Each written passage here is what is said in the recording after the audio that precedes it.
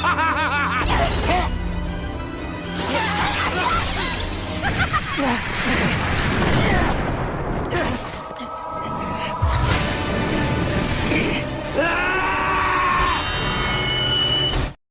para penonton setia ABP, balik lagi ketemu sama Mimin di channel kesayangan kita semua ini. Sebelum kita mulai, bagaimana kabar kalian cuy? Semoga selalu sehat dan baik-baik saja.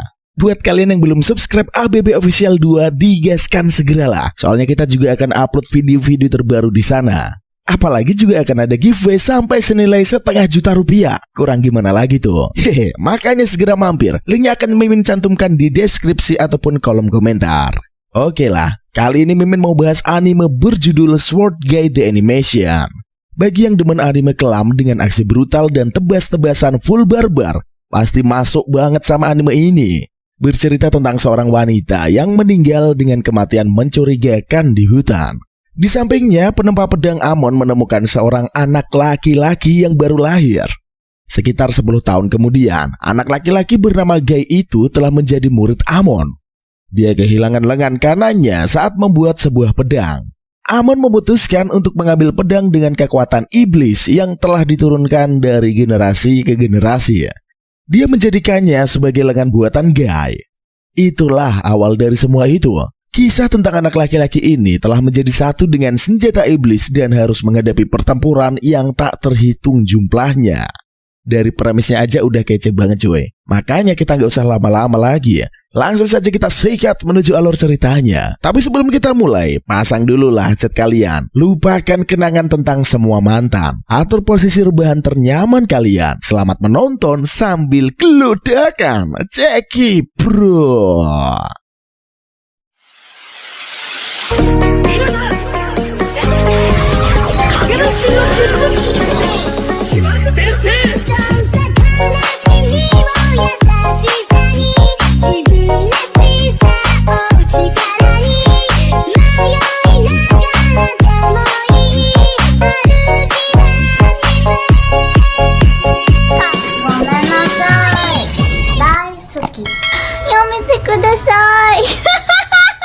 Di suatu goa, sejumlah pekerja yang bertugas mengumpulkan persenjataan terkutuk sedang mencari keberadaan pedang iblis Zolt'Gwewin. Diceritakan pedang legendaris itu dibuat dari darah 1000 iblis dan siapapun yang memegangnya akan mendapatkan kekuatan besar. Bahkan administrator Miura menganggap jika senjata legendaris memiliki peringkat, Zolt'Gwewin ini akan berada di paling atas. Meski begitu, Ichijo memperingatkan Miura untuk berhati-hati jika dia tidak ingin menjadi iblis ke-1001. Seorang pekerja di dalam goa mendengar cerita lengkap dari rekannya yang memberitahu legenda di masa lalu bahwa kaum barbarian menyerang Roma, serta membunuh siapapun tanpa pandang bulu. Hingga suatu ketika, pendeta memanjat doa kepada Tuhan untuk meminta bantuan. Namun karena Tuhan tidak menjawab, akhirnya pendeta berdoa kepada iblis. Dan dikabulkan dengan mengirimkan seorang kesatria tengkorak berpedang Zolt'Gwewin. Dengan pedang itulah, sang kesatria membantai habis para barbarian sekaligus warga desa tanpa tersisa. Mereka berhasil menemukan pedang itu berada di balik dinding bercahaya yang dipegang sebuah patung. Miura dan Ichijo tiba di sana. Ia memperkenalkan diri mereka sebagai organisasi Shishodai yang mengurus berbagai senjata legendaris. Mereka menolak memberikan pedang Zolt'Gwewin kepada Miura dan baku tembak pun tak dapat dihindari. Seorang pekerja mengambil pedang Zolt'Gwewin dengan niat menyerang. Miura memberi perintah kepada Ichijo untuk segera mendapatkan pedang tersebut. Dengan kekuatannya, Ichijo menebas orang itu dan berhasil mendapatkan Zolt'Gwewin yang kemudian dimasukkan ke dalam tabung dan dibawa ke markas Shishidai. Miura memuji kerja Ichijo dan karena tugasnya sudah selesai, dia berniat pergi dari sana. Miura berharap dapat bertemu dan bekerja sama lagi dengan Ichijo. Namun Ichijo tidak yakin karena dia berniat tidur untuk waktu yang lama. Beberapa tahun kemudian, beberapa petugas mendatangi kapal pesiar dan meminta seseorang pria yang ada di sana menyerahkan pedangnya. Ketika pria itu mengangkat pedang dan pura-pura setuju untuk menyerahkan, dia mengeluarkan pistol. Namun para petugas lebih dulu menembaknya. Tiba-tiba, pedang yang ada di tangannya terbakar dan dia berubah menjadi ganas. Api semakin berkobar hingga akhirnya meledakkan kapal tersebut. Sementara di markas Soside, Miura mendengar panggilan dan mendatangi ruangan di mana Zoltgewin disimpan. Dia mengambil pedang itu yang kemudian menelan jiwanya dan membantai para petugas dengan brutal. Di suatu rumah, Takashi bersama istrinya sedang berbahagia menantikan kelahiran anak mereka. Sementara itu di kuil, beberapa orang sedang melakukan ritual pengusiran aura jahat dari pedang Shiryu. Seorang pria yang memimpin ritual itu membasmi pedang yang terbungkus kain putih dengan darahnya. Namun saat darah telah mengubah kain tersebut menjadi merah sepenuhnya, pria itu tiba-tiba mengambil pedang. Beberapa orang di sana mengetahui Shiryu telah menguasai jiwa pria tersebut. Mereka pun tak berdaya saat Shiryu menebas dan membunuh tanpa ampun. Di suatu jalanan, Takashi bersama istrinya dalam perjalanan pulang berbelanja. Ketika istrinya berjalan lebih dulu dan menyadari Takashi tidak membahas obrolan mereka, dia menoleh dan mendapati Takashi telah dibunuh oleh seorang pria berpedang. Pria itu keluar dari gang dan membunuh seorang wanita lagi dengan pedang Shiryu di tangannya.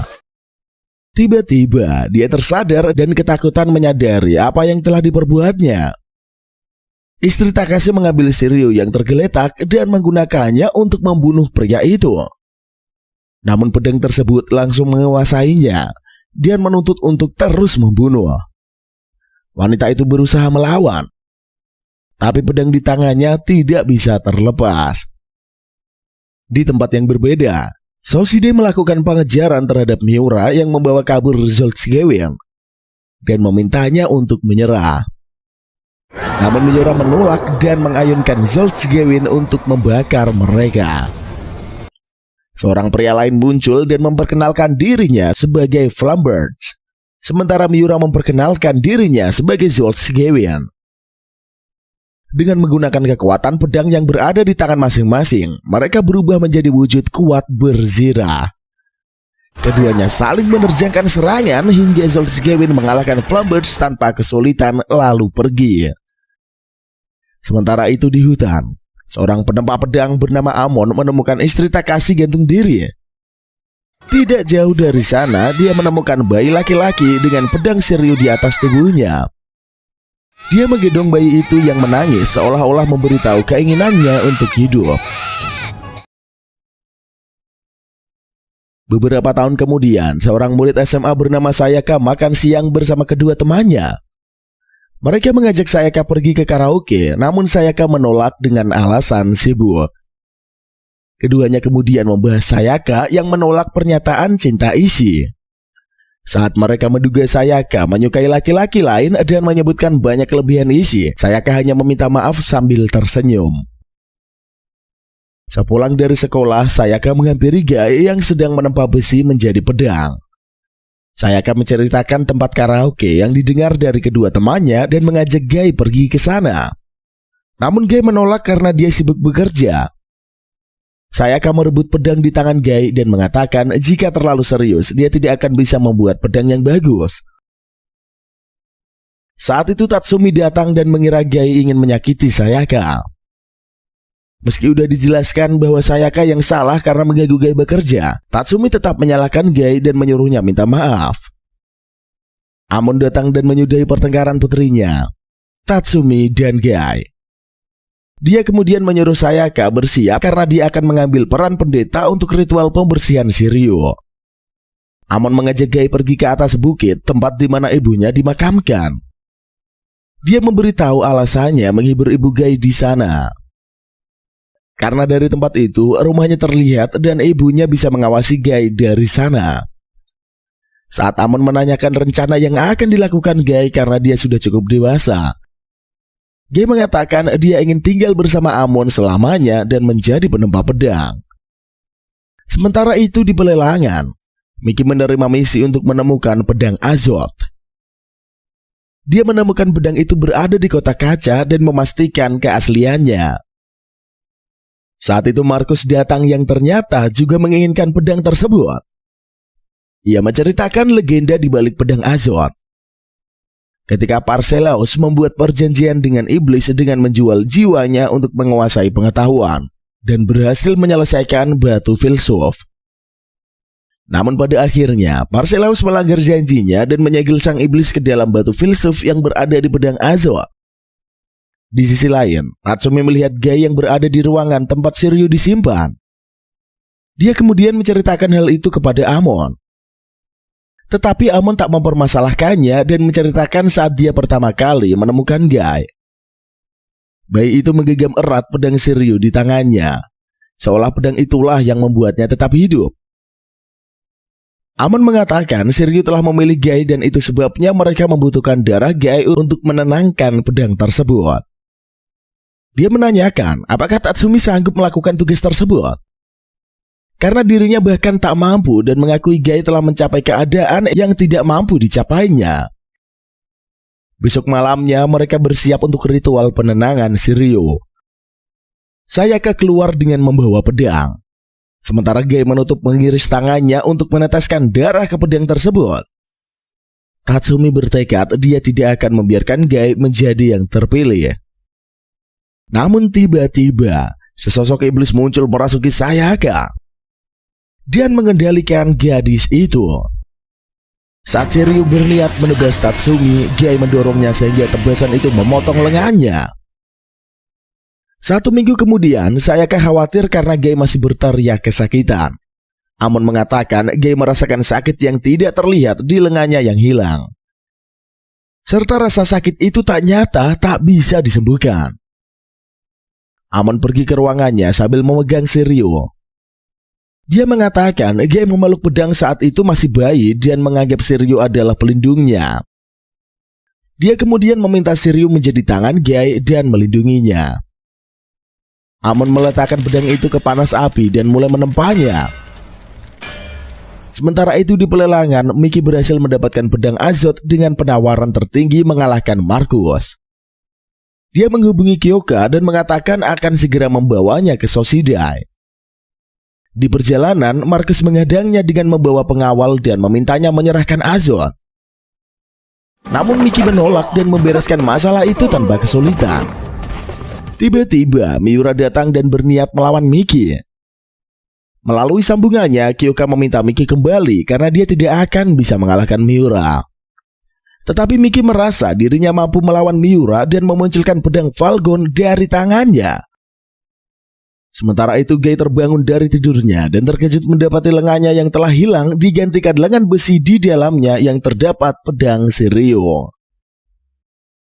Di pertarungan, Miura dan Miki bertarung dan saling menerjangkan serangan. Namun karena mulai terpojok, Miki akhirnya memutuskan melarikan diri. Di perjalanan menuju Soshidai, dia menyadari pedang Azoth tidak ada di sebelahnya dan memikirkan Markus lah yang mencurinya.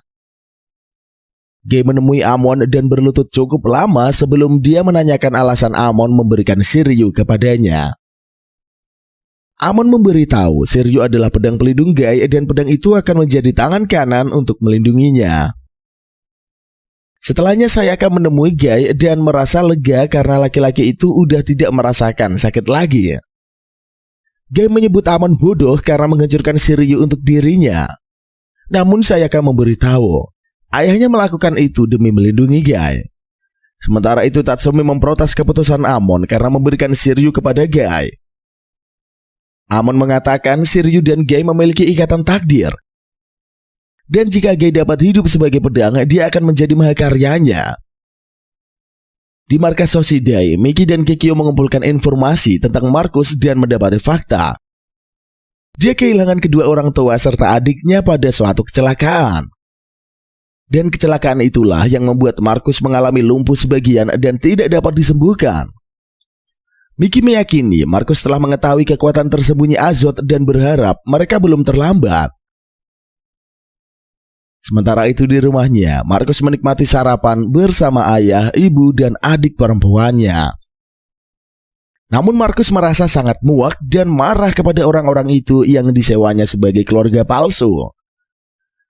Di malam harinya, Erika yang merupakan mantan kekasihnya datang mengunjungi Markus. Dia tahu Erika akan segera menikah dengan Tanabe yang merupakan sahabatnya. Erika tidak yakin apakah dirinya akan mengundang Markus ke pernikahannya karena Tanabe menginginkan pesta pribadi. Meski begitu, Markus berharap Erika dan Tanabe selalu berbahagia. Dia melihat Erika yang keluar dari rumahnya menemui Tanabe yang menjemputnya. Markus mengingat masa lalunya saat mereka bertiga menikmati hari bersama-sama. Dia merasa sangat marah dan menyebut Tanabe pengkhianat. Iblis yang ada di dalam pedang Azot merasakan kebencian yang ada di dalam diri Markus dan keluar merasukinya. Di tempat lain, Tatsumi menjemput Sayaka pulang sekolah. Tiba-tiba dia memeluk Erika dan memberitahu perasaan cintanya kepada gadis itu. Tatsumi berniat membalas dendam dengan mengambil Erika karena Amon lebih memilih Gai daripada dirinya. Saat dia menyudutkan Erika ke pohon, Gai muncul menghentikannya. Suara Shiryu memenuhi kepala Gai dan memerintahkannya untuk membunuh Tatsumi. Dia hampir melakukannya, namun berhenti begitu Sayaka berteriak. Tatsumi berlari ketakutan setengah mati. Sementara Gai pergi ke rumah dan membenturkan kepalanya untuk mengenyahkan suara Shiryu. Ketika Sayaka memeluknya dan memintanya tidak menyakiti diri sendiri, suara Shiryu lenyap seketika. Di suatu gereja, tempat Tanabe dan Erika mengadakan pesta pernikahan. Markus tiba-tiba datang dan menunjukkan dirinya yang dapat berdiri setelah dirasuki Arzot. Markus berniat membunuh Tanabe, namun dihentikan Miki yang muncul di sana. Saat dia berniat mengayunkan pedang itu ke arah Erika, Markus kembali menjadi diri sendiri dan menangis menyadari dirinya hampir membunuh gadis yang dicintainya. Miki kemudian membawa Markus pergi ke Sushidai dan memberitahu tempat itu akan menangani manusia seperti mereka untuk ditidurkan. Ia memuji Markus karena berhasil menahan keinginan membunuhnya dan tidak menjadi busoma. Markus menanyakan apakah Miki bersedia menjadi temannya. Miki tertawa dan memberitahu mereka sudah berteman sejak Markus mencuri pedang Azot darinya. Sementara itu, Tatsumi yang telah dirasuki tombak tombok kiri atas perasaan dengkinya kepada Gai telah berubah menjadi busoma. Dia menjatuhkan Sayaka dengan teriakannya dan menyerang Gai untuk membunuhnya. Gai kewalahan dan dia kembali mendengar suara Shiryu yang memerintahkannya untuk membunuh Tatsumi. Gai berusaha keras menahan kekuatan Shiryu dan berteriak kesakitan. Namun kekuatan Shiryu mulai mengambil alih Gai dan mengubah lengannya menjadi pedang. Saat Amon keluar dari rumahnya merasakan aura yang haus akan darah, dia menemukan putrinya yang pingsan. Sementara Tatsumi dan Gai bertarung di dalam hutan. Di markas Hoshidai, Kyoka membawa Markus menemui para pemimpin organisasi dalam wujud 3 proyeksi topeng besar yang muncul di layar. Mereka mengucapkan selamat datang dan menyebut Markus sebagai Chrysalis yang memiliki kor alma pedang Azot. Mereka menjelaskan, Soshide melakukan penelitian pada senjata yang merasuki manusia dan berharap dapat mengubah Chrysalis menjadi manusia kembali. Sehingga Markus tidak perlu takut akan menjadi busoma. Setelah diyakinkan bahwa mereka tidak akan menyakiti dan menjamin keselamatan Markus, dia diminta menceritakan hal yang terjadi saat pedang Azot merasukinya. Namun Markus tidak terlalu ingat dan mencoba menjelaskan sebisanya. Para pemimpin Soshidai memujinya dan meminta Markus bekerja sama dengan Soshidai untuk membangun masa depan. Karena dengan kekuatan itulah dia dapat menyelamatkan umat manusia. Sementara itu pertarungan Tatsumi dengan Gai masih berlanjut. Ketika keduanya saling menyerang, helikopter Soshide terbang di atas mereka. Di markas Kyoka menerima informasi tentang kemunculan Chrysalis dan Busoma. Kyoka menerima rekaman pertarungan Gai dengan Tatsumi, namun Kyoka merasa aneh dengan Chrysalis yang dilihatnya. Karena dalam pertarungan Gai lebih unggul. Tatsumi pun memilih melarikan diri. Gai menyerang helikopter yang terbang mendekat lalu berlari pulang. Di rumah, Sayaka dan Amon rupanya mencemaskan Gai. Saat Guy kembali, Amon menahan lengan Guy yang berusaha mencekik lehernya sendiri. Amon menduga Shiryu menggila karena kemarahan tanpa akhir di dalamnya dan menarik jiwa Guy ke dalam kegelapan. Meski tangannya terluka, Amon berhasil memadamkan kekuatan Shiryu. Guy tersadar dan kembali menjadi dirinya sendiri. Berpindah ke markas Hoshidai, Miki mengajak Markus melihat ruangan di mana pedang-pedang terkutuk lain telah dikumpulkan organisasi disimpan. Markus memikirkan bagaimana pedang itu bisa merasuki tubuhnya. Miki mengingatkannya pada legenda kesatria yang dirasuki iblis dan meyakini mereka adalah Chrysalis. Markus menanyakan apa yang terjadi jika Chrysalis menjadi Busoma. Miki memberitahu jika itu terjadi, maka kehidupan Chrysalis sebagai manusia telah berakhir. Mereka akan kehilangan kehendak dan menjadi senjata itu sendiri, dan hanya berpikir untuk membunuh tanpa henti. Sementara itu Miura mendatangi penjara dan membunuh para penjaga di sana. Para tahanan memerintahkan Miura untuk menggunakan pedangnya dan menghancurkan sel. Namun kedatangan Miura ke tempat itu untuk menyerap kebencian para tahanan dan menjadikan makanan untuk Zoltz Gewin. Di markas Hoshidai, Kyoka memulai persiapan untuk Miki dan Markus memulai tidur dingin mereka agar keduanya tidak berubah menjadi Busoma dengan cepat. Keduanya masuk ke dalam tabung kaca dan ditutup. Kyoka mengeluarkan Ichijo dari tabungnya. Dia bertanya sudah berapa lama dirinya tidur. Kyoka memberitahu Ichijo sudah melakukan tidur dinginnya selama 16 tahun 24 hari. Ichijo merasa asing dengan Kyoka karena seingatnya tempat itu adalah milik Miura. Namun Kyoka tidak menceritakan hal yang sebenarnya terjadi dan memberitahu organisasi memiliki pekerjaan untuk Ichijo. Sementara itu Sayaka mencari keberadaan Guy di rumah dan seorang pelayan memberitahu dirinya juga belum melihat Tatsumi. Sayaka menemukan Guy bersembunyi di dalam lemari dan merangkak keluar. Ia menceritakan kondisi Guy kepada ayahnya dan menyadari saat ini Guy bertingkah seperti bayi. Amon menduga Guy menakuti kekuatan Shiryu atau kekuatannya sendiri karena ia telah menjadi satu dengan Shiryu. Dengan kembali menjadi bayi, Guy melarikan diri dari dirinya sendiri.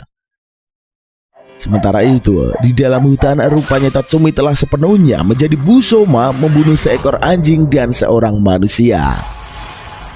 Kembali ke markas Hoshidai, Kyoka mengamati Ichijo yang keluar dari markas. Ia memberitahu bahwa Kor Alma Ichijo adalah cakram yang merupakan senjata Wisnu, Tuhan tertinggi sejak hari penciptaan. Meski itu adalah misi pertamanya dengan Ichijo, Kyoka telah mengetahui semua hal termasuk cara bertarung Chrysalis tersebut. Dia menceritakan kisah dari India kuno yang menyebutkan sebuah negara yang membuat para dewa marah. Menggunakan lingkaran cahaya, seorang utusan dewa datang untuk menghukum raja dan rakyatnya. Cahaya itu membakar segalanya menjadi abu. Dikatakan cincin cahaya yang digunakan utusan itu adalah cakram yang kemudian ditinggalkan dan dipuja sebagai senjata dewa yang kemudian disegel.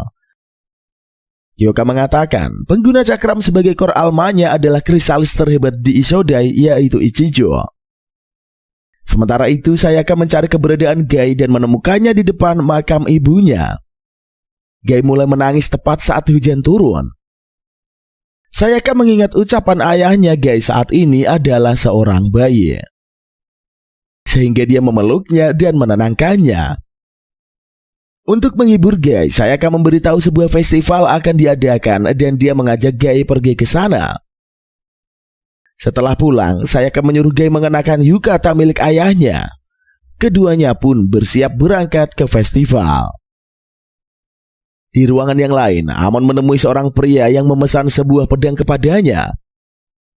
Pria itu membahas Amon yang telah menempa Shiryu menjadi lengan salah satu muridnya, dan memikirkan apa yang terjadi jika kejahatan Shiryu menguasai Guy. Pria itu mengetahui ketika seorang penempa ingin membuat pedang, dia akan membuat dua dan memilih yang lebih baik. Dia menduga Shiryu memiliki bilah yang lain yang lebih unggul di suatu tempat. Malam harinya, Sayaka pergi ke festival bersama dan mengajaknya melakukan banyak hal yang menyenangkan. Sementara itu di tempat pengasah pedang Fushijiro, Heita menceritakan seorang pemilik pedang yang meninggalkan banyak uang untuk meminta mereka mengasah pedangnya. Ketika Kiyomi melihat pedang yang dibawa Heita, dia terkejut. Mendapati itu adalah pedang Shiryu. Dia memikirkan seharusnya pedang itu sudah dihancurkan Amon. Setelah memeriksa kondisinya cukup baik dan tak memerlukan waktu lama untuk mengasahnya, Kiyomi pun mulai bekerja. Namun tiba-tiba, iblis di dalam pedang itu keluar, serta merasuki Kiyomi. Dia menyerang Heita dan nyaris membunuhnya. Saat Kiyomi kembali menjadi dirinya sendiri, dia menyuruh Heita pergi dan melarangnya kembali sampai diizinkan. Kiyomi mendengar suara Shiryu di dalam kepalanya yang menuntut darah.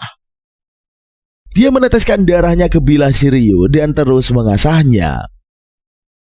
Tak lama kemudian seorang pria tua datang untuk mengambil pedangnya. Heita mengantarkan pedang yang telah diasah Kiyomi.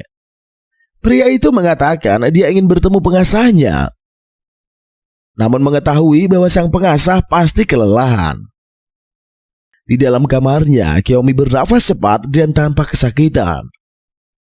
Ketika pria itu berbalik pergi, Heita menanyakan nama pedang tersebut. Namun pria itu hanya tersenyum tanpa menjawab dan terus berjalan. Di gedung pertunjukan tanpa penonton, Miura memainkan pianonya.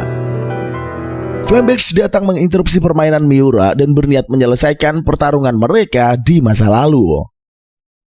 Ketika keduanya bertarung dan saling bersilah pedang, dari kejauhan dua sosok bernama Arnis dan Grimes menyaksikan pertarungan tersebut. Grimes mengatakan bahwa era Busoma semakin dekat. Di pertarungan, Flamberge berusaha menyerang terus-menerus. Namun pada akhirnya dia menerima tebasan dari Zoltgewin yang mengalahkannya. Sementara itu di kuil, Sayaka mengajak Gai berdoa. Ketika keduanya berniat pulang, Tatsumi dalam wujud Busoma muncul. Dia menyerang keduanya. Namun secara refleks Gai menggunakan lengan Shiryu yang menghalau serangan tersebut. Busoma kembali menyerang dan mendorong Gai hingga terlempar. Sayaka mendatangi Gai yang menangis, tetapi Busoma menangkapnya dan mengarahkan ujung tombak ke lehernya. Saat Ichijo muncul menyelamatkan Sayaka dengan menebas lengan Busoma menggunakan cakramnya. Dia menahan terjangan tombak Busoma hanya dengan satu tangan. Mengetahui bahwa Busoma itu tak bisa diselamatkan, Ichijo memutuskan menyelesaikan pertarungan tersebut secepatnya. Dia menggunakan cakramnya untuk mengikat tubuh makhluk tersebut dan menghancurkannya. Ichijo minta maaf kepada Sayaka dan Gai karena mengganggu. Ketika dia berniat pergi, Ichijo merasakan sesuatu dan mengetahui bahwa alasannya diperintahkan ke tempat tersebut adalah Gai. Dalam perjalanan menuju Soshide, Ichijo mengajak Gai mendatangi Kei yang merupakan kekasihnya. Gai heran sama kekasih Kei adalah seorang wanita tua. Sementara Ichijo masih sangat muda. Ichijo kemudian menjelaskan bahwa dirinya dan Gai adalah krisalis yang dirasuki senjata. Serta suatu hari nanti akan menjadi Busoma. Untuk menundanya, krisalis harus dibekukan dan melakukan tidur dingin di Soshide. Ketika tidur dingin berlangsung, krisalis tidak akan bermimpi dan akan terus dijaga. Mereka dibangunkan hanya ketika kekuatannya dibutuhkan. Ichijo memberitahu itu adalah kali pertama dia keluar setelah dibekukan selama 16 tahun. Dan selama itu dia tidak akan menemui Kei. Saat Kei menjadi kekasihnya, wanita itu 1 tahun lebih muda darinya. Namun ketika dia menjadi krisalis dan dibekukan, dirinya tidak menua. Bagi Kei, waktu terus berjalan. Sementara bagi Ichijo, waktu telah berhenti. Meski begitu, Kei tidak pernah bertanya dan terus menunggunya. Ichijo menyuruh Gai pergi. Sementara dia masuk ke dalam rumah untuk menghabiskan waktu singkatnya sejenak bersama Kei. Gai akhirnya menggunakan waktu itu untuk berjalan-jalan di kota. Dia melihat papan iklan pertarungan jiwa pedang dan memutuskan pergi ke sana. Sesampainya di arena, juri mengumumkan seseorang penantang yang akan melawan juara bertahan bernama Midoriko. Gai sedikit kecewa karena itu hanya pertandingan game. Sementara itu di rumah, Ichijo berdansa dengan Kei sambil mengenang masa lalu mereka. Saat secara tidak sengaja menginjak kaki Kei, Ichijo mendapati kulit wanita itu telah berubah menjadi keriput dan cat kukunya berantakan. Kei mengatakan saat ini dia kesulitan menghias kukunya. Ichijo pun berlutut dan mengecat kukunya Kei. Dia mengatakan jika Kei memiliki hal lain yang tak bisa dilakukan, Ichijo akan melakukannya. Kei memberitahu dia ingin bisa kembali ke danau yang pernah mereka kunjungi. Ichijo menawarkan diri untuk mengajak Kei ke sana. Wanita itu langsung bersemangat dan berlari ke kamar untuk bersiap-siap. Saat itu telepon rumah Kei berbunyi, menyampaikan pesan otomatis dari seorang perawat yang menyarankan Kei untuk tidak tinggal seorang diri karena masalah kesehatannya. Beberapa saat kemudian setelah pergi ke danau dan berlarian, Kei jatuh pingsan. Ichijo membawa Kei pulang dan menyuruhnya membuka lemari. Dia menemukan gaun pengantin dan Kei memberitahu dia sudah menyiapkan itu untuk menunggu Ichijo. Akhirnya Kei mengenakan gaun tersebut dan Ichijo pun berlutut untuk melamarnya. Ichijo menanyakan apakah Kei bahagia ketemu dengannya. Kei memberitahu dia bahkan tak ingin memikirkan hidup tanpa Ichijo. Setelah Ichijo menciumnya, Kei pun menghembuskan nafas terakhirnya. Sementara itu di tempat lain, Midoriko bertemu dengan laki-laki yang dikalahkannya saat bermain di pertarungan jiwa pedang. Karena kekesalan yang dirasakannya, dia meluapkan dengan memukuli laki-laki itu. Namun laki-laki itu tidak terima dan balas memukuli Midoriko. Saat Midoriko babak belur, dia melihat Flamberge melayang dan memanggilnya. Dia kemudian mengambil pedang tersebut dan membunuh laki-laki itu. Midoriko yang dirasuki iblis pedang membakar segala sesuatu di sekitarnya. Gai muncul dan memintanya berhenti. Namun Midoriko malah menyerangnya. Kekuatan Shiryu pun aktif dan dia langsung melesat menyerang. Namun Gai mulai kewalahan melawan Midoriko yang dirasuki Flamberge. Tetapi pada saat itulah Ichijo datang melemparkan cakramnya. Sayangnya Midoriko berhasil menghalau serangan tersebut dan melarikan diri. Ichijo membantu Gai berdiri dan mengajaknya pergi. Sementara itu di tengah laut, seorang wanita bernama Yasuko dan beberapa rekannya sedang berburu harta karun bajak laut Trolla. Tak lama kemudian, salah seorang rekannya memberitahu bahwa peti harta karun telah ditemukan. Namun ketika peti itu dibuka, isinya hanya berbotol-botol sampahnya milik kapal yang tenggelam di perairan tersebut. Malam harinya Yasuko dan yang lainnya berkumpul membahas apa yang akan mereka lakukan jika berhasil menemukan harta. Beberapa dari mereka berkeinginan untuk mendirikan peternakan. Sementara kapten berencana membeli kapal untuk dirinya sendiri. Sedangkan profesor yang merupakan seorang arkeolog mengungkapkan dirinya tidak tertarik dengan uang dan hanya ingin melihat palu galon. Yasuko tidak mengetahui apa yang dimaksud palu galon. Profesor menceritakan palu galon adalah senjata legendaris yang dirasuki bajak laut Trolla dan keberadaannya konon berasal dari zaman kuno Yunani. Pada masa itu turnamen pertempuran diadakan 2 kali setahun di depan raja. Karena pemenang akan diberi kehormatan dan kekayaan besar, para kesatria pun mempertaruhkan hidup mereka dalam pertarungan tersebut. Rumor menyebar di antara para kesatria di mana pemenang turnamen akan memiliki salah satu pedang yang dibuat oleh pandai besi terkenal bernama Galon. Suatu hari kesatria mengunjungi Galon dan membunuhnya karena tidak ingin orang lain menggunakan senjata Galon. Putra Galon pun menangisi ayahnya yang meninggal. Saat air matanya berhenti, dia mendengar suara dari sebuah palu yang memerintahkannya untuk membalaskan dendam Galon. Anak itu datang ke turnamen dengan membawa palu dan menghabisi kesatria yang membunuh ayahnya. Dia juga menggunakan palu itu untuk menghancurkan semua pedang lawan yang dihadapinya. Saat pesta kemenangan diadakan, raja yang takut dengan kekuatan anak itu meracuni makanan dan membunuhnya. Raja pun mendapatkan palu tersebut. Namun seluruh keluarga kerajaan tiba-tiba saja musnah.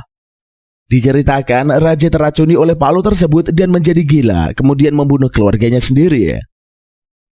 Sementara itu di tempat lain, seorang gadis mendatangi salon Ariga Issei yang terkenal.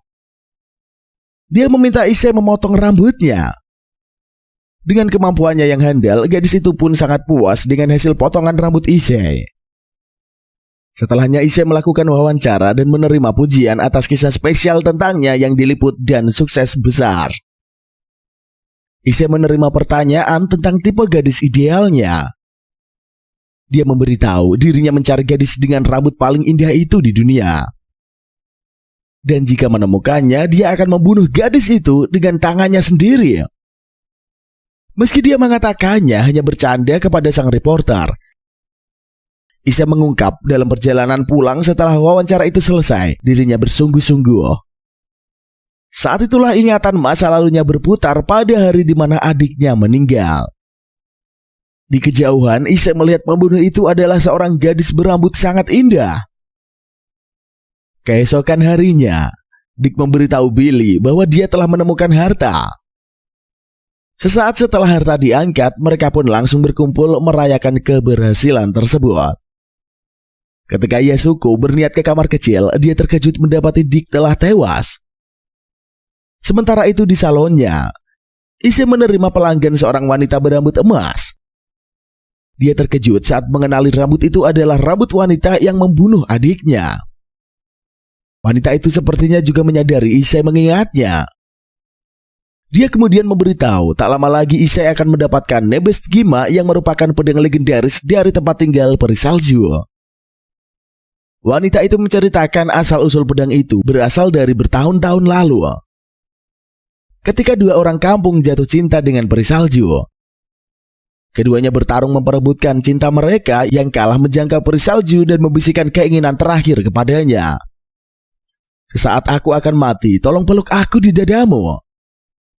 Sang peri salju akan mengabulkan keinginannya, menginjakkan kakinya ke tanah untuk pertama kalinya.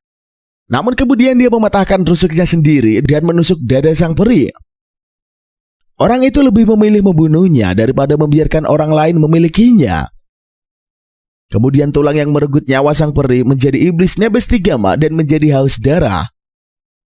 Sementara itu di kapal, Yasuko dan yang lainnya saling tuduh bahwa salah satu dari mereka lah yang membunuh Dick. Dia pergi ke geladak dan melihat rekan-rekannya yang lain juga telah terbunuh. Tiba-tiba profesor muncul di belakangnya dan mencekik Yasuko. Rupanya dia berniat menguasai harta itu sendiri. Billy mengambil pisau dan membunuh profesor. Yasuko mengira Billy telah menyelamatkannya. Namun dia juga berniat membunuh Yasuko dan menceburkannya ke laut. Yasuko memikirkan dia yang tak ingin mati. Sebuah cahaya yang berasal dari Pulau Galon di dasar laut memanggilnya. Saat Billy hendak memanggil kapal lain untuk meminta bantuan, tiba-tiba Yasuko muncul dari dalam laut sambil membawa palu galon untuk membunuhnya. Di tempat lain, wanita berambut emas itu mendatangi Issei yang mengikutinya.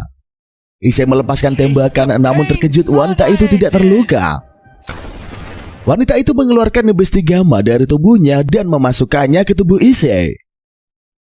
Keesokan harinya, Issei kembali ke salon dan menerima pelanggan yang tak lain adalah Yasuko.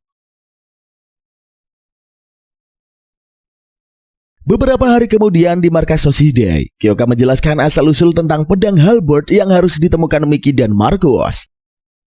Keduanya diminta mendatangi grup Sekia di mana CEO-nya Suntaro Sekia telah membeli pedang halberd dari seorang saudagar kaya. Miki diberitahu saat ini agen Mina yang merupakan kekasihnya telah menyusup ke sana dengan menyamar menjadi perawat. Setelah menemui Mina, mereka diberitahu bahwa halberd disimpan di dalam berangkas yang ada di ruangan khusus para eksekutif di bawah tanah. Miki dan Marcus turun menaiki lift namun harus memikirkan cara untuk mencapai ruangan itu tanpa ketahuan. Dengan menggunakan kekuatan pedang azot yang mengubah tubuh keduanya menjadi tak terlihat, mereka berhasil melewati area tersebut dan mencapai ruang berangkas. Namun setibanya di sana, Miki menghubungi Mina untuk memberitahu bahwa terdapat berangkas kedua di dalam berangkas yang telah mereka buka dan membutuhkan kata sandi rumit. Saat Marcus mencoba mengintip ke suatu lubang, rupanya itu adalah sensor retina yang langsung mendeteksi sebagai orang tak dikenal. Seketika itu, ruangan tersebut dipenuhi gas. Miki memberitahu Mina tentang keadaan di sana dan memintanya menemukan kata sandi di ruangan Suntaro. Markus mencoba menghancurkan brankas dan pedangnya yang sama sekali tidak mempan. Miki mulai kesulitan menahan nafas dan berharap Mina segera menemukan kata sandi yang mereka butuhkan. Namun di ruangan itu, Suntaro tiba-tiba muncul dan mengejutkan Mina. Dia berpura-pura bahwa dirinya sedang mengecek persediaan obat Suntaro. Saat dia melaporkan bahwa mereka kehabisan obat hipertensi dan berniat menyetoknya, Suntaro menangkap tangan Mina. Rupanya Suntaro telah mengetahui bahwa Mina sedang berusaha mengambil pedang halberd miliknya. Mina langsung memberitahu kondisi itu kepada Miki. Saat para penjaga yang ditugaskan Suntaro mencapai ruang brankas, keduanya telah berhasil kabur dengan menjebol lubang ventilasi.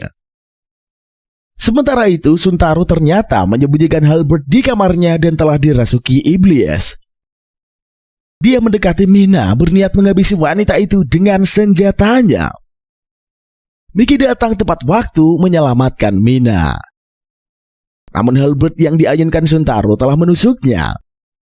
Dari arah belakang, Markus menggunakan azot untuk menebas kepala Suntaro. Pedang halberd yang menancap di dada Miki pun berkata, meski pemiliknya mati, dia akan hidup di dalam tubuh Miki. Pedang itu pun berubah menjadi cahaya dan merasuk ke dalam tubuh Miki yang membuatnya berteriak kesakitan. Setelah berhasil melarikan diri dan bersembunyi, luka di tubuh Miki telah pulih. Mina menyarankan mereka untuk kembali ke Susidai agar Miki dapat melakukan pemeriksaan. Namun Miki menolak karena jika dia kembali, dia akan menjalani tidur dingin lagi. Dan dia tidak tahu kapan bisa menghabiskan waktu bersama Mina.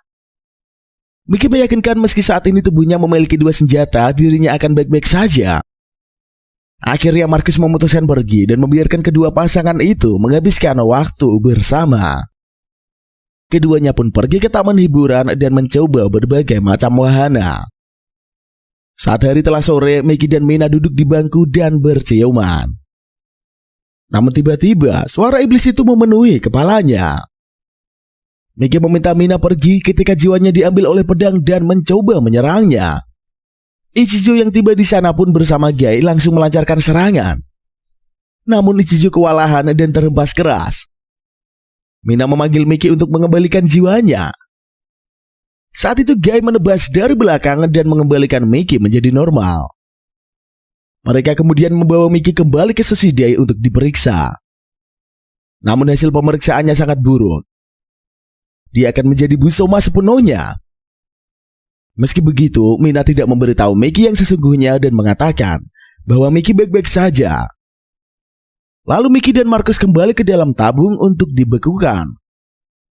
Begitu tabung milik Markus telah menutup dan masuk ke dalam, tabungnya mengeluarkan gas yang menghancurkan tubuhnya. Sementara itu, di rumahnya Sayaka meratapi Gai yang telah pergi dari hari-harinya.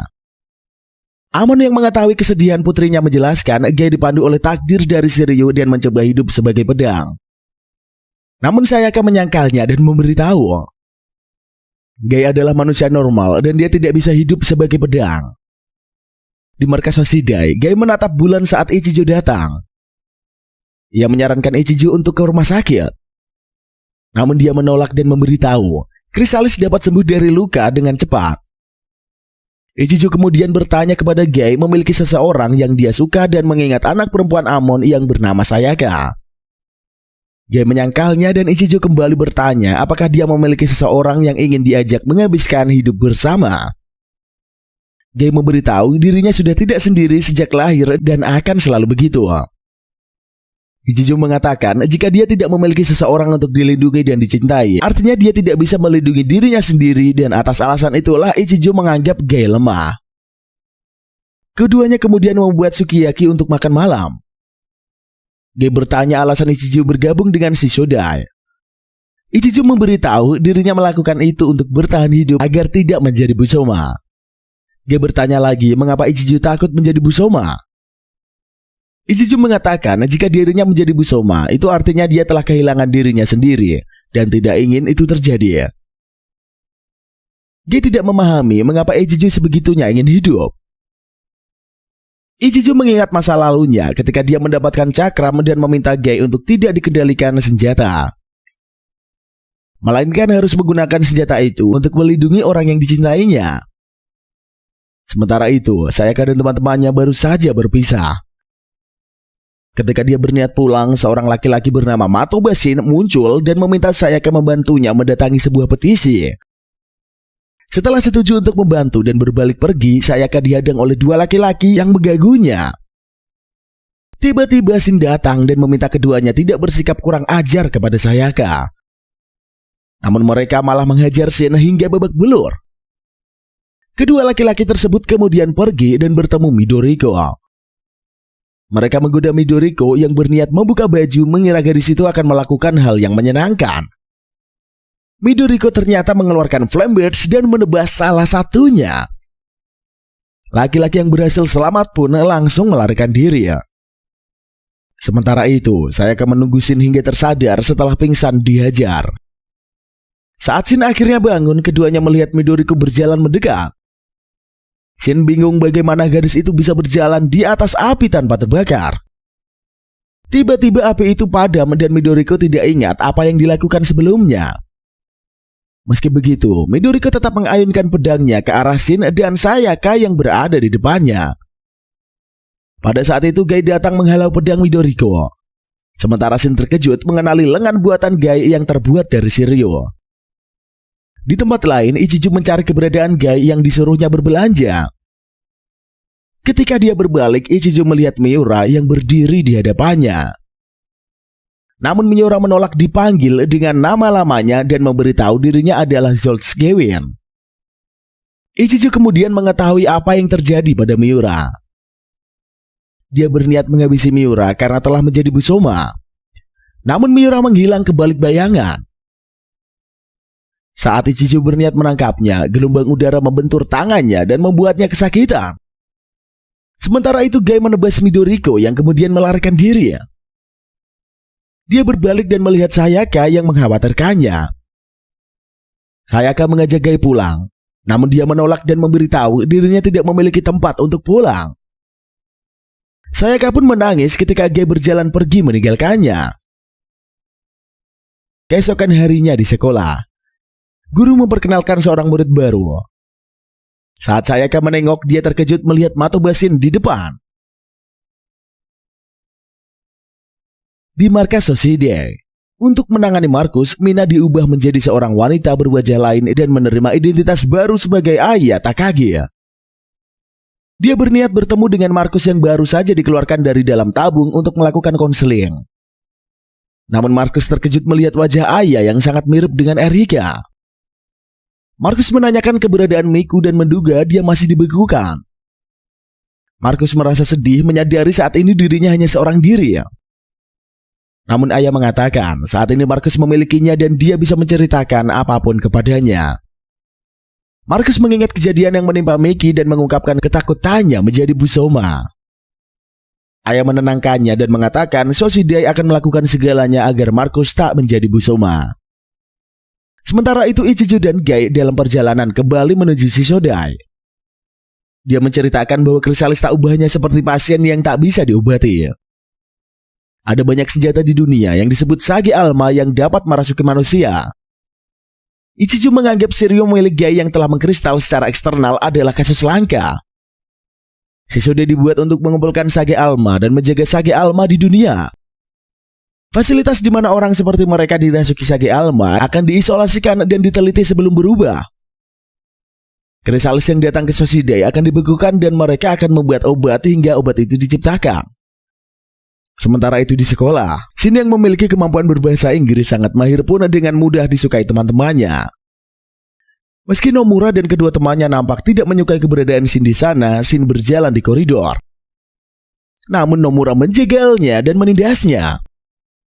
Sayaka datang dan berpura-pura melaporkan mereka kepada guru. Setelah mereka pergi, keduanya pun duduk di bangku sekolah dan mengobrol. Shin menyinggung kejadian tempo hari dan menanyakan tentang Gai. Sayaka memberitahu nama Gai dan menganggapnya seperti adiknya. Di markas Soside, Kyoka memarahi Ichijo karena mengabaikan perintah untuk pulang meski misinya untuk membawa Gai telah selesai. Dia kemudian memperkenalkan diri secara singkat kepada Gai dan memberitahu Ichijo akan dibekukan karena menurut hasil pemeriksaan Maldikonya telah melebihi batas. Dan jika dia bertarung lagi, Ichijo akan mempercepat prosesnya menjadi Busoma. Namun Ichijo menolak dan memberitahu dirinya telah bertemu Miura yang tak lain adalah ayah Kyoka. Ichijo mengatakan dia akan menangani Miura dan menyelamatkan jiwanya. Meski begitu, Kyoka menolak dan tidak memberi Ichijo izin. Kyoka pun pergi meninggalkan mereka dan menemui pemimpin Shishodai. Dia menjelaskan keinginan Ichijo untuk mengalahkan Zolt's Gewin. Para pemimpin tidak yakin kalau Ichijo dapat melakukannya, mengingat jumlah krisalis yang telah dikalahkan Zolt's Gewin. Kyoka kemudian diberitahu bahwa senjata anti Busoma yang mereka kembangkan telah selesai dan akan menggunakannya kepada Zolt's Gewin. Beberapa saat kemudian, Zolt's Gewin terdeteksi menyerang markas Shishodai. Mereka mengeluarkan senjata anti Busoma untuk bertarung melawan Zolt's Gewin. Di ruangannya, Kyoka bersama Ichijo dan Gai melihat pertarungan tersebut melalui layar. Zolt's Gewin dengan mudah mengalahkan unit anti Busoma. Kyoka mengingat masa kecilnya bersama Miura dan mengatakan ayahnya hanya pernah menceritakan Ichijo sekali dan menyebutnya pemalas namun dapat dipercaya. Akhirnya Kyoka memberikan izin Ichijo dan mempercayakan ayahnya kepadanya. Ichijo mengajak Gai meninggalkan ruangan untuk menemui Miura di pertarungan. Keduanya tiba di sana dan melihat kehancuran yang diciptakan Miura. Saat Ichijo menyapa Miura, dia memberitahu bahwa orang yang bernama Miura telah hilang dari tubuh tersebut. Ichijo mengeluarkan cakramnya dan meminta Gai mundur. Dia mengingatkan Gai tentang janji yang mereka buat. Gai kemudian mengingat pembicaraan mereka saat dalam perjalanan menuju Shishodai. Ichijo meminta Gai mengalahkannya jika dia menjadi Busoma. Ichijo menanyakan alasan Miura menginginkan kekuatan Zolt's Gewin. Namun Miura tidak menjawab dan menyerangnya. Ichijo melemparkan cakram yang dihalau Miura dengan Zolt's Gewin. Saat itulah Ichijo teringat masa lalunya bersama Miura yang bertanya apakah dirinya takut menjadi Busoma dan kehilangan dirinya sendiri. Ichijo mengatakan hal itu tidak akan terjadi dalam waktu dekat karena dia memiliki pikiran yang kuat. Namun jika suatu hari dia benar-benar menjadi Busoma, Ichijo mengatakan Miura boleh menghabisinya. Miura kemudian bertanya apakah Ichijo akan menghentikannya. Jika dia berhenti menjadi dirinya sendiri, Ichijo mengatakan dia akan melakukannya dan mengajar Miura dengan sangat keras. Kembali ke masa kini, Ichijo dan Miura kembali saling menerjangkan serangan. Sementara Kyoka yang menyaksikan dari ruangan memohon agar Ichijo menyelamatkan ayahnya. Miura menghalau semua cakram yang dilemparkan Ichijo tanpa henti hingga akhirnya serangan itu berhasil menahannya. Ichijo menciptakan cakram besar dan akan menyelesaikan pertarungan tersebut. Namun tiba-tiba dia terjatuh. Miura menggunakan kesempatan itu untuk menerjangkan serangan dan membuat Ichijo terpental keras. Miura yang mengubah wujudnya menjadi Busoma menyuruh Ichijo keluar dari krisalis dan menjadi seperti dirinya. Namun karena Ichijo menolak, maka dia akan dihabisi tanpa ampun. Ketika pedang Zolt's Gewin menghunuskan ke arah Ichigo, Gai yang telah menggunakan kekuatan Shiryu maju menahan serangan tersebut. Dia memberitahu Ichijo tidak akan bisa mengalahkan Miura seorang diri. Gai kemudian menerjangkan serangan beberapa kali yang memukul mundur Miura. Dia menebaskan serangan dengan kekuatan lebih besar, memberi aba-aba untuk Ichijo melemparkan cakramnya. Meski Miura menghalau seluruh cakram Ichijo, dia tidak bisa menghindar ketika Gai menerjangkan dengan Shiryu. Mereka pun berhasil menjatuhkan Miura ke tanah. Ichijo menciptakan cakram besar yang dilemparkannya dan mendorong Miura. Ketika Gai menerjang untuk menambahkan serangannya, sosok Busoma lain muncul di tengah-tengah mereka. Busoma itu memarahi Miura karena dia nyaris kehilangan Zolt's Gewin. Gai menduga Miura dan Busoma itu bekerja sama. Namun dia menyadari Busoma yang baru saja muncul itu memiliki kekuatan lebih tinggi. Sementara itu di suatu tempat, Kazuma mendatangi Himiko yang sedang berlatih di air terjun. Dia memberitahu bahwa Soin benar-benar telah mati. Kazuma menganggap Himiko tidak memerlukan latihan di air terjun tersebut karena kekuatan yang dimilikinya sudah sangat besar. Himiko memberitahu aura pertarungan yang muncul di kejauhan bukan pertarungan biasa. Dia perlu menyucikan dirinya agar aura jahat itu tidak mengotorinya. Di sisi lain, Ichijo memberitahu sosok itu adalah Grimm, sang malaikat pencabut nyawa yang merupakan Busoma asli dan penguasa dari seluruh Busoma. Kyoka memberitahu melalui sambungan bahwa Grimm terlalu berbahaya dan memintanya pergi. Ichijo memikirkan kekuatannya telah terkuras dan tidak memiliki energi untuk kabur. Ichijo pun menyuruh Gai pergi dan menyerahkan Grimm kepadanya. Grimm memuji keberanian keduanya meski telah menyadari kekuatan yang lebih besar. Dia memberitahu bahwa era Busoma akan segera tiba. Dan saat ini adalah waktu yang tepat untuk keduanya bergabung. Dia memutuskan menerjang Grimm. Dengan sisa-sisa kekuatannya, Ichijo membantu Gai. Namun seluruh sakram yang diterjangkannya hancur begitu saja. Karena tubuhnya semakin melemah, Ichijo pun tidak memiliki kekuatan untuk menghindar saat Grimm maju menyerangnya. Dia berusaha bangkit untuk menghentikan Gai dan memintanya tidak berubah menjadi Busoma. Namun Gai tak mendengar Ichigo sama sekali. Grimm tertawa senang dan mengatakan pertarungan itu tidak akan berakhir sebelum keduanya berubah menjadi Busoma. Ia menancapkan pedangnya ke tanah dan mengirimkan serangan ke arah Gai yang mendorongnya jatuh. Grimm menyuruh Gai berdiri dan menyerangnya lagi. Kedua serangan pun beradu dan meledak di udara. Suara Shiryu memenuhi kepala Gai yang memerintahkannya untuk membunuh. Ichijo menggunakan cakramnya untuk menahan Gai dan memintanya mengendalikan diri. Namun semua usaha itu sia-sia karena Gai meledak dan berubah menjadi Busoma. Ichijo pun tidak memiliki kekuatan lagi ketika Shiryu menembus tubuhnya. Cahaya sangat terang muncul di tengah pertarungan. Sementara Gai pingsan dan kembali menjadi dirinya sendiri. Tepat di hadapannya, sosok Busoma berdiri di hadapan cahaya. Dan film pun usai sampai di sini coy. Sedikit kita bahas ke bagian kesimpulannya biar tambah afdol. Anime ini cukup oke banget buat ditonton dan lumayan seru. Meski endingnya gantung dan bikin Mimin bertanya-tanya, apakah sosok Busoma yang muncul itu adalah Ichijo? Tapi bagaimana kalau menurut kalian? Silahkan komentar di bawah. By the way, terima kasih buat kalian semua yang telah stay di video ini dari awal sampai akhir. Jangan lupa untuk like, comment, dan subscribe biar Mimin semakin kegirangan dan semakin semangat lagi untuk membuat konten-konten selanjutnya. Jangan lupa juga kunjungi ABP Official 2. Linknya akan Mimin cantumkan di deskripsi ataupun kolom komentar. Sampai ketemu di lain kesempatan cuy. See you in the next video and bye-bye.